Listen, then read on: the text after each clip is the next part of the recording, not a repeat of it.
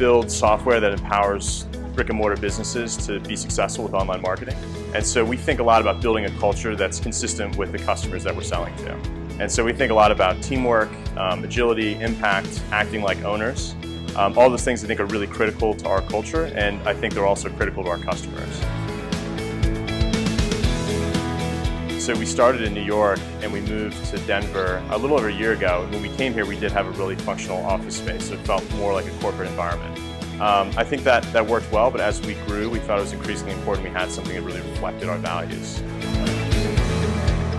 We picked this building, it was built in the 1800s, has a really unique startup vibe. People love coming here to work every day.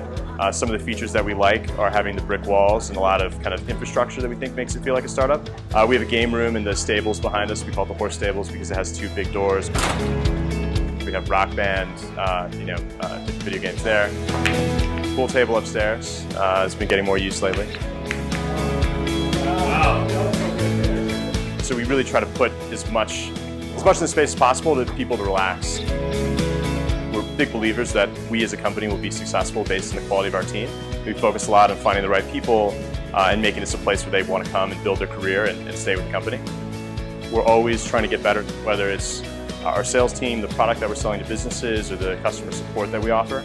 And so we as a company are always trying to find ways that we can get better. So getting customer feedback and improving is a big part of the culture. Here we go, Ramos, here we go.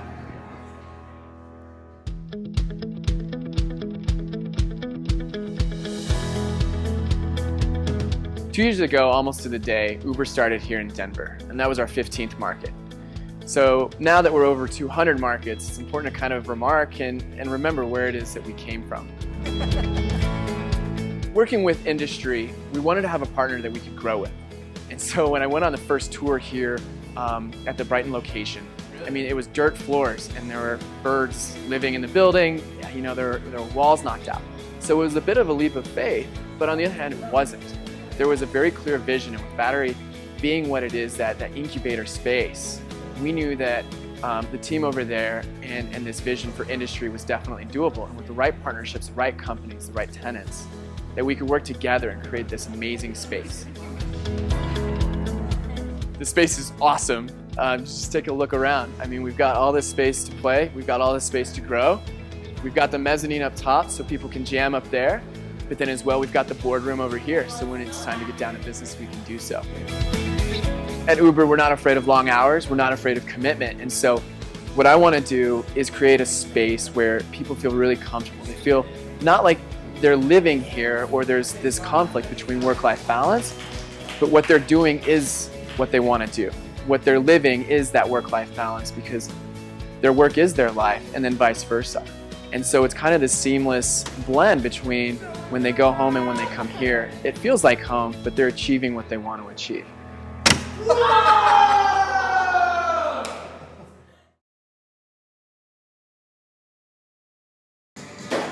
The new year is barely underway, and already the kitchen at Dixie Elixirs is buzzing. Food products like Dixie Rolls, white chocolate peppermint, and truffles, all containing marijuana, roll off the assembly line. This edibles manufacturer is picking up where a momentous 2014 in Colorado left off. The best thing that happened is the sky didn't fall. We didn't have mass chaos. Everyone was very controlled and responsible with their consumption. But that's not to say the first year of recreational marijuana sales in this state went smoothly. It was a wild ride, to say the least. I think it's been a success with conditions. Joel Warner, a writer who covers the Pot Beat, says it was a lucrative year. 2014 recreational marijuana sales could approach $400 million. A chunk of that money will go to schools. This business has also helped fire up other sectors in Colorado's economy. Our real estate is booming right now, 5 million square feet of commercial lease space. That's the estimates that we're seeing that this industry has had. Imagine if that was vacant property and what that does for an economy. There are now hundreds of marijuana dispensaries in the state, and as you see on this map, there's a thick cluster of them in the city that's led the way on revenues, Denver.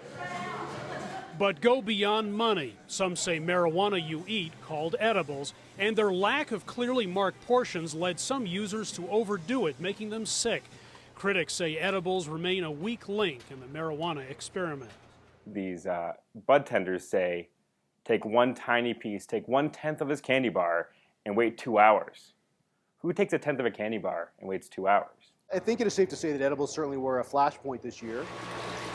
One critic of marijuana thinks many Coloradans already regret voting for a system he believes will lead to negative health effects and more addiction in the future. The societal costs are far greater. The industry themselves get wealthy. They make a lot of money, but the burden falls on families, falls on employers, falls on our healthcare system, falls on our schools. I think absolutely in Colorado there is buyer's remorse. I don't think we've seen large public backlash. Warner worries that more frequent smokers, who he says drive the industry, will demand more potent marijuana. Have fun.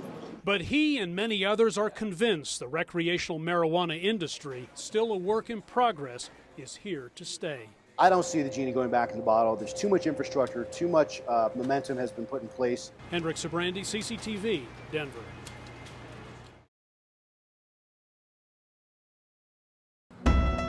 Texting and driving is no different than driving with your eyes closed.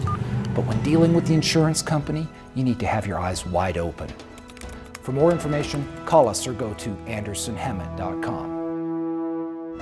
There is nothing accidental about a drunk driving crash. The driver got drunk, got behind the wheel, and pointed the front of his car, much like the barrel of a gun, at you. And if you've been hurt, call us or go to andersonhemet.com. So it works like this. The drunk driver hits you, but it's you who has to prove your car is totaled and you who has to prove you're hurt. Get the picture? Call Anderson, Hemet, and McQuinn to take back control. 303-782-9999.